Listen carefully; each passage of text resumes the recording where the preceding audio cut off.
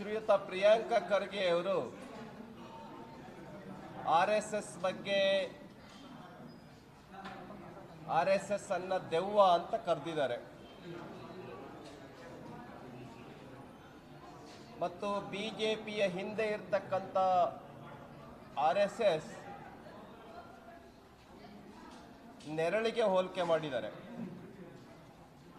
ನಾನು ಪ್ರಿಯಾಂಕಾ ಖರ್ಗೆ ಅವರಿಗೆ ಕೇಳೋದಕ್ಕೆ ಬಯಸ್ತೇನೆ, RSS ಸ್ಥಾಪನೆಯಾಗಿ ನಮ್ಮ ದೇಶದಲ್ಲಿ 100 ವರ್ಷ ಆಯಿತು.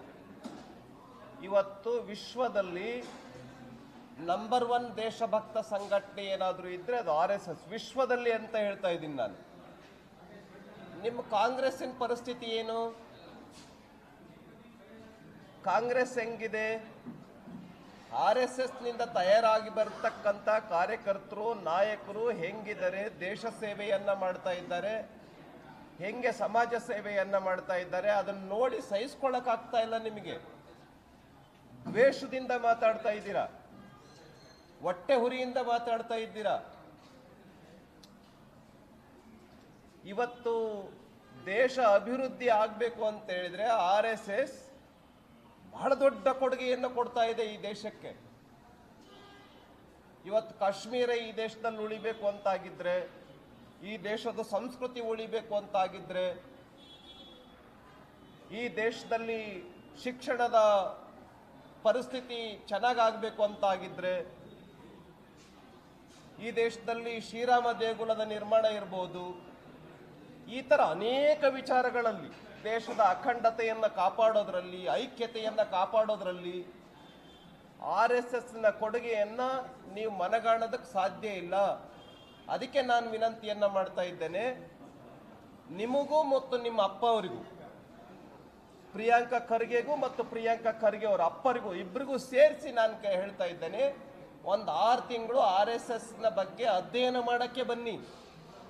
ಅವಾಗೇನಾದರೂ ಒಂದಿಷ್ಟು RSSನ ಬಗ್ಗೆ ನಿಮಗೆ ಗೊತ್ತಾಗ್ಬೋದು. ಇಲ್ಲ ಅಂತ ಹೇಳಿದ್ರೆ ನಿಮಗೆ ಗೊತ್ತಾಗಕ್ಕೆ ಸಾಧ್ಯ ಇಲ್ಲ. ಯಾಕೆ ಅಂತ ಹೇಳಿದ್ರೆ ನೀವು ನೆಗೆಟಿವ್ ದೆವ್ವ. ಪ್ರಿಯಾಂಕಾ ಖರ್ಗೆ ಅವರೇ, ಏನಿದ್ದೀರಲ್ಲ, ನೀವು ಪಾಸಿಟಿವ್ ದೆವ್ವ ಅಲ್ಲ, ನೆಗೆಟಿವ್ ದೆವ್ವ ನೀವು. ಇವತ್ತು ಕಲ್ಯಾಣ ಕರ್ನಾಟಕ ಏನಾದರೂ ಹಿಂದೆ ಉಳಿಯೋದಕ್ಕೆ ಕಾರಣ ಏನಾದ್ರು ಇದ್ರೆ ಈ ಪ್ರಿಯಾಂಕಾ ಖರ್ಗೆ ಅಂತಕ್ಕಂಥ ಪ್ರಿಯಾಂಕಾ ಖರ್ಗೆ ಫ್ಯಾಮಿಲಿ ದೆವ್ವ ಏನಿದೆ ಆ ಫ್ಯಾಮಿಲಿ ಕಾರಣ. ಇವತ್ತು ಕಲ್ಯಾಣ ಕರ್ನಾಟಕ ಯಾಕೆ ಅಭಿವೃದ್ಧಿ ಆಗಿಲ್ಲ? ಎಷ್ಟು ವರ್ಷದಿಂದ ನಿಮ್ಮ ಅಪ್ಪ ಅವರು ಶಾಸಕರಾಗಿ ಆಯ್ಕೆ ಆಗಿದ್ರು? ಎಷ್ಟು ವರ್ಷ ಮಂತ್ರಿ ಆದ್ರು ನಿಮ್ಮ ಅಪ್ಪ ಅವರು? ನೀವೆಷ್ಟು ವರ್ಷ ಶಾಸಕರಾದ್ರಿ? ಎಷ್ಟು ವರ್ಷದಿಂದ ಮಂತ್ರಿ ಆದ್ರಿ? ನೀವು ನಿಮ್ಮ ಅಪ್ಪ ಅವರೇ ಶಾಸಕರಾದ್ರಿ, ನೀವು ನಿಮ್ಮ ಅಪ್ಪ ಅವರೇ ಮಂತ್ರಿ ಆದ್ರಿ.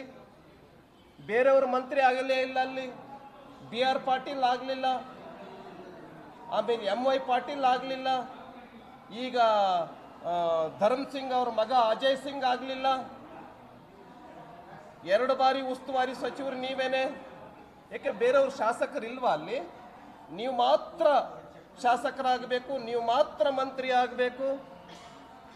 ನಾನು ನಿಮಗೆ ಕೇಳೋದಕ್ಕೆ ಬಯಸ್ತೇನೆ, ನೆಗೆಟಿವ್ ಪೀಡೆ ನಮ್ಮ ರಾಜ್ಯದಲ್ಲಿ ಒಂದು ನೆಗೆಟಿವಿಟಿಗೆ ಪೀಡೆ ಅಂತಿದ್ರೆ, ದೆವ್ವ ಅಂತಿದ್ರೆ ಅದು ಪ್ರಿಯಾಂಕಾ ಖರ್ಗೆ. ಯಾಕೆ SSLCನಲ್ಲಿ ರಿಸಲ್ಟ್ ಹಿಂಗೆ ಕೆಳಗಡೆ ಪ್ರಪಾತಕ್ಕೆ ಹೋಗಿದೆ? ಯಾಕೊಂದು ಇಂಡಸ್ಟ್ರಿ ಬರ್ತಾ ಇಲ್ಲ? ಯಾಕೆ ಕಲ್ಯಾಣ ಕರ್ನಾಟಕ ಬೇರೆ ಜಿಲ್ಲೆಗಳಂತೆ ಅಭಿವೃದ್ಧಿಯನ್ನು ಹೊಂದ್ತಾ ಇಲ್ಲ? ಅದಕ್ಕೆ ಕಾರಣ ನೀವು ನೆಗೆಟಿವ್ ದೆವ್ವ.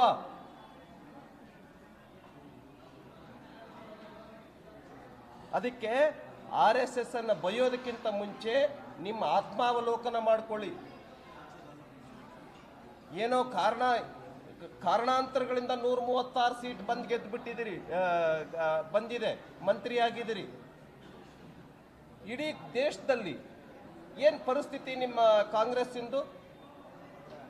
ಎಷ್ಟು ರಾಜ್ಯಗಳಲ್ಲಿ ಅಧಿಕಾರದಲ್ಲಿದ್ದೀರಿ? ನೀವು RSSನ ಬೈಯೋದಕ್ಕಿಂತ ಮುಂಚೆ ನಿಮ್ಮ ಕಾಂಗ್ರೆಸ್ಸಿನ ಪರಿಸ್ಥಿತಿ ನೋಡ್ಕೊಳ್ಳಿ. ಯಾಕೆ ಕಾಂಗ್ರೆಸ್ ಪ್ರಪಾತಕ್ಕೆ ಹೋಗ್ತಾ ಇದೆ? RSSನಲ್ಲಿ ನಿಸ್ವಾರ್ಥದಿಂದ, ದೇಶಭಕ್ತಿಯಿಂದ, ತ್ಯಾಗದಿಂದ ದೇಶದ ಕೆಲಸವನ್ನ ಮಾಡ್ತಾ ಇದ್ದಾರೆ, ದೇಶಭಕ್ತಿಯಿಂದ ಕೆಲಸವನ್ನ ಮಾಡ್ತಾ ಇದ್ದಾರೆ. RSS ಈ ದೇಶದಲ್ಲಿ ದೈವದ ತರ ನೋಡ್ತಾರೆ, RSS ದೇವರ ತರ ನೋಡ್ತಾರೆ. ಲಕ್ಷಾಂತರ ಜನ, ಕೋಟ್ಯಾಂತರ ಜನ. ನೀವು RSS ಬಗ್ಗೆ ಮಾತಾಡೋದಕ್ಕಿಂತ ಮುಂಚೆ ಆತ್ಮಾವಲೋಕನ ಮಾಡ್ಕೊಳ್ಳಿ. RSS ಬಗ್ಗೆ ಮಾತಾಡೋದಕ್ಕೆ ನಿಮಗೆ ನೈತಿಕತೆನೇ ಇಲ್ಲ. ಏನ್ ಹೇಳಿದಾರೆ ಗೊತ್ತಾ ಮಹಾತ್ಮ ಗಾಂಧೀಜಿಯವರು RSS ಬಗ್ಗೆ?